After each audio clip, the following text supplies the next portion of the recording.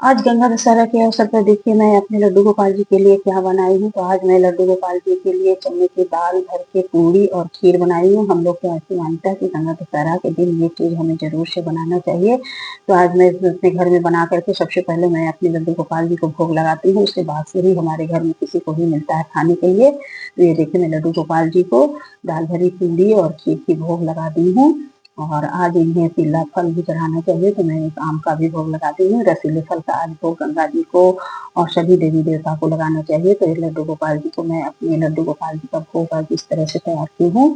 तो ये देखिए हमारे लड्डू गोपाल जी को भोग कराने जा रही है। तो लड्डू गोपाल जी भाव से हमें भोग कराना है। और एक लड्डू गोपाल जी है मेरे घर में और एक छोटे से मेरे झूलेलाल जी है, मैं भी भोग करा देती हूँ। तो इस तरह से हमें लड्डू गोपाल जी को भोग कराना चाहिए। उसके बाद से देखिए मैं पानी पिलाने लगा चाहिए। पानी पिलाने के बाद से हमें उनके मुँह को इस तरह से पोंछ लेना चाहिए। पोंछ करके हमें उन्हें जाना चाहिए। उसके बाद से ये प्रसाद रूप में हमारे घर में सभी लोग खाएंगे। तो इस तरह से मैं आज अपने लड्डू गोपाल जी की पूजा की और अपने मंदिर में आज मैं सभी देवी देवता की देखिए इस तरह से पूजा की हूँ।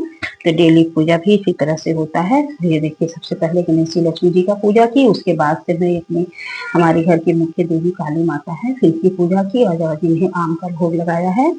और फिर ये देखिए शंकर पार्वती जी हैं और भोलेनाथ जी हैं।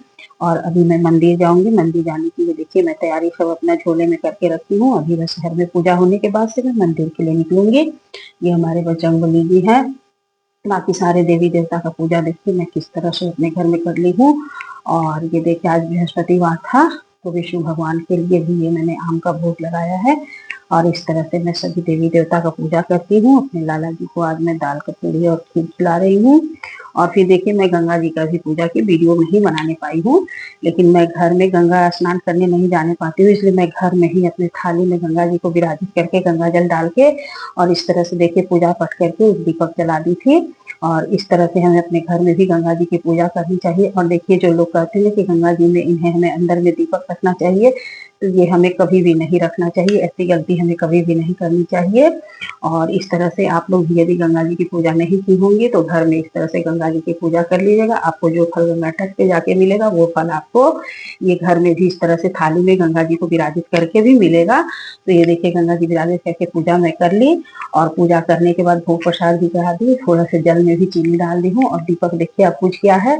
तो पूजा समाप्त होगी तो फिर हमें ये जल ले जा करके हमें अपने किसी गमले में डाल देना। घर के बाकी सभी सदस्य जब पूजा कर ले तो फिर हमें ये जल ले जाना है और ले जा करके हमें किसी गमले में डाल देना है। तो ये देखिए हमारे बेल के पेड़ का गमला है और इसी में हमें नर्मदेश्वर महादेव है। तो मैं ये गंगा जी का जल इसी में डाल दे रही हूँ। इस तरह से हमें जल को पूरा डाल देना है। तो आप लोग भी गंगा पूजा ऐसे करिएगा और सभी को गंगा दशहरा की ढेर सारी शुभकामनाएं।